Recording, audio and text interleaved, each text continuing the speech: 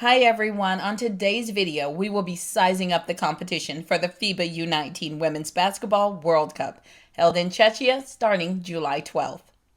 Let me welcome you back to Davis Sports Report, where we are on a mission to get 10,000 subscribers, so do your part and help us out. Also, like and turn on notifications. It's free, and who doesn't like free? Now, before we get into the U19, I want to give a huge shout out to Team USA's national team who won the gold in Chile. Just between us, I was really nervous about the playoffs against Brazil with their two WNBA players, but they were not a challenge for our fantastic team, so I want to give a huge congrats to Team USA.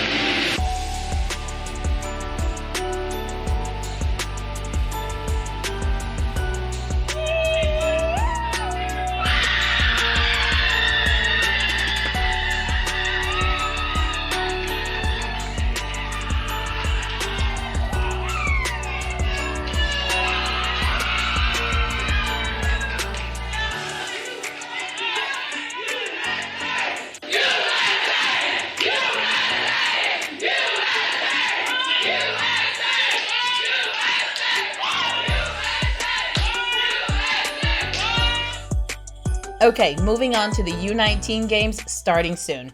Unlike the AmeriCup last week, there will be no pool play. These teams go right into single elimination tournament play. There are 4 groups, and we will go through each group fairly quickly. I will only shout out familiar faces via an NCAA Division I college. Starting with Group A. We're going to look at the United States, and I've done 2 videos on Team USA's U19 team. If you didn't watch them, they will be at the end of this video, so click on them and go watch them to get caught up to speed on Team USA's roster. We had one change, and I'm still confused at what happened, as there is no information other than there was a replacement because Liv McGill from the University of Florida is, quote, no longer available to compete, end quote. Not sure what that means or why they are being cryptic, but that's the case. She was replaced by Madden Greenway, so welcome aboard, Madden.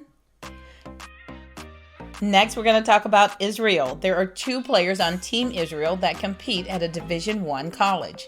That's going to be Maya Sharvit, who's a new recruit for Cal Poly University. Also, Gal Raviv. She transferred from Quinnipiac to Miami. She is a true baller. She was the Rookie of the Year and Player of the Year in the MAAC conference, averaging 17.9 points per game. Moving on to Hungary. And I didn't find any of their players that played for an NCAA Division I team. Then we have Korea. Same thing here. No NCAA Division I players. Next is Group B, starting with Nigeria, where they have 4 players that are Division I players. First is Toby Wike, going into her sophomore year at Princeton, averaging 2.7 points per game. Then Jessica Ajayi, she is a new recruit for San Diego. Demisola Samuel for University of Texas Tyler, and I did not find a picture for her. And then Nora Ezeki, she is at Stanford, and she is ranked 85th in the class of 2025. Moving on to Portugal, where they have 1 player in NCAA Division I basketball, and that is Clara Silva, the 6'7" center that transferred from Kentucky to TCU, averaged 4 points per game last year. Next is Canada, and almost the whole team plays for an NCAA Division I team. First is Jasmine Vasco from Villanova, averaging 16.2 points per game. Mila Holloway, Michigan, averaging 9.8 points per game. Avery Howell transferred from USC to Washington. She averages 7.5 points per game. Olivia Luang for the Dayton Flyers, averaging 5 points per game. Ify Nwabi with Liberty, that almost beat Kentucky in the first round of the NCAA tournament.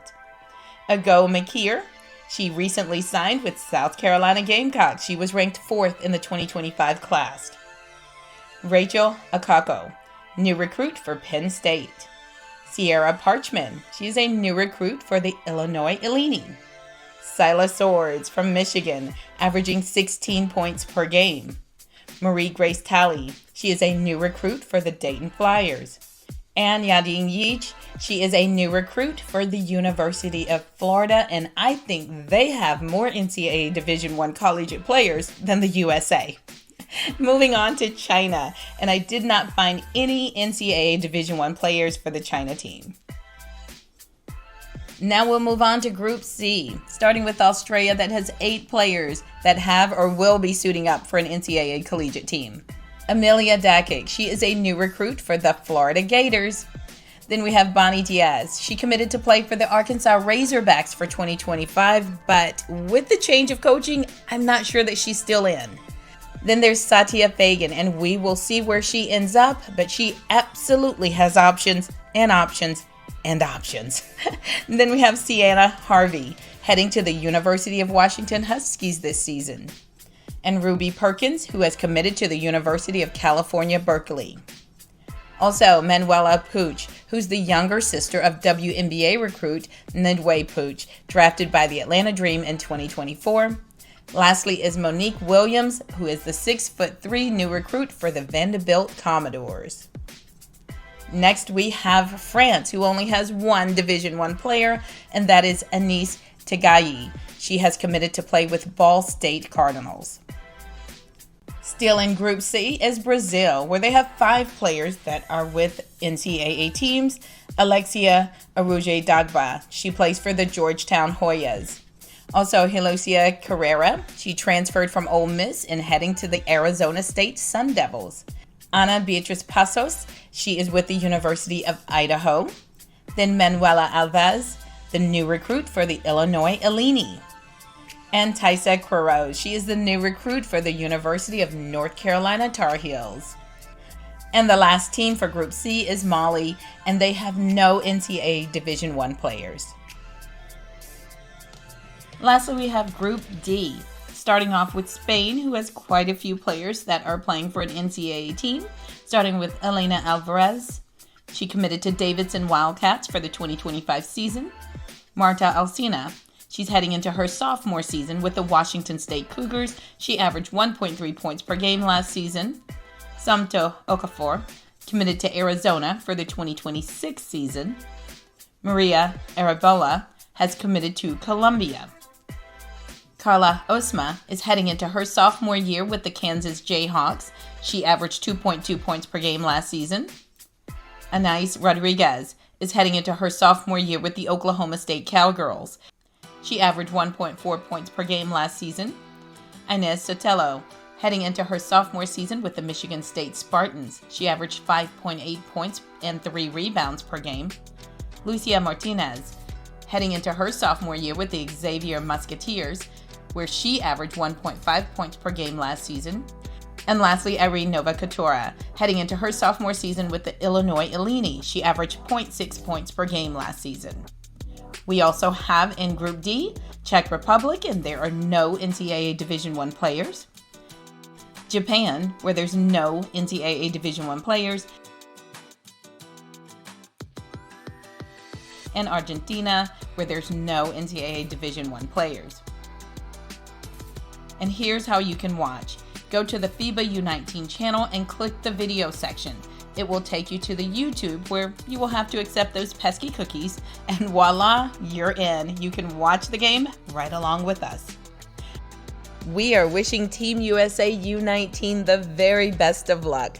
We have the talent, we have the experience, and we have the exceptional coaches. So we know we're going to bring home that gold. Go get it done, ladies.